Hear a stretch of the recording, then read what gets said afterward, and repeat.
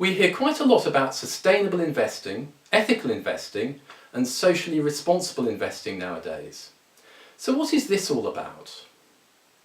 In this short presentation, I aim to give you a brief overview of the relationship between sustainability issues and finance, and a sense of why this should matter to us all. Humanity is challenged by environmental threats from our own activities, such as climate change, leading to issues like rising sea levels, extreme weather, and flooding. In turn, these can result in damage to infrastructure, loss of life, and disruption to food and fresh water supplies. There will also be additional issues, such as loss of species and changes to environmental habitats. These may threaten ecosystems that we depend upon, as well as raising many ethical issues. Population demographics will also impact economic development.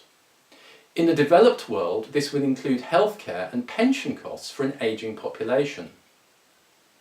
In the less developed world, an expanding proportion of a growing world population will demand improved living standards. Overall, these sorts of issues mean avoiding sustainability will cease to be an option. So, sustainability matters. But where does the finance bit come into it? Companies have often been involved in creating many of these problems, but this doesn't mean that they are always doomed to be the bad guys, nor does it mean that forcing companies to be good will simply undermine their profits. Actually, we all need companies to be a major part of the solution. Far-sighted investment should anticipate many environmental, social and sustainability problems, giving a significant opportunity to those involved. Finance rewards ingenuity, efficiency, talent and productivity, stimulating the skills that will be required to address sustainability issues. The technologies to address environmental, social and sustainable issues will require investment. These investments will have to offer acceptable returns to be economically sustainable. Corporations are ubiquitous and powerful. We need them to refrain from damaging behaviours and to combat future challenges. A role of financial markets is to both support and help control corporate behaviour. So we also need them to be active in the sustainability arena as well. Let's look at this in a little more detail. Corporate failures to address environmental risks have caused serious environmental damage.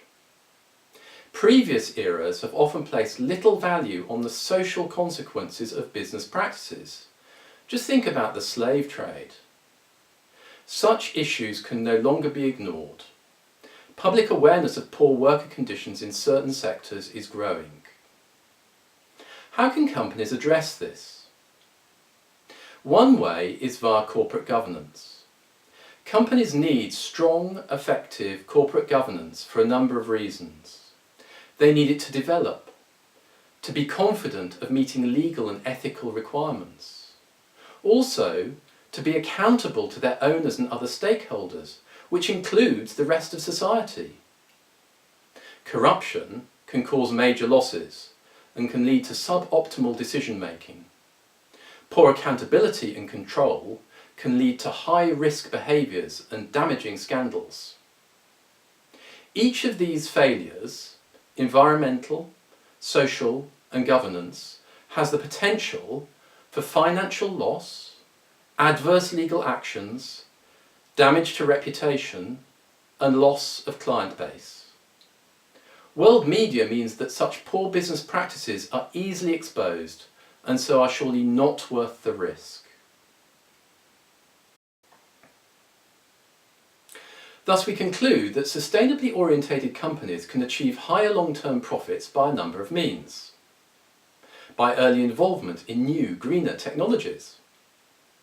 Avoiding losses associated with the failures I've just talked about.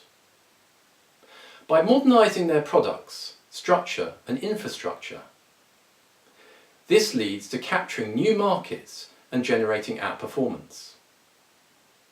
Finally, ethical corporate behaviour should also give any company a marketing advantage and help it create a loyal customer base, and rightly so. So we see there is a very clear and important relationship between sustainability issues and corporate finance.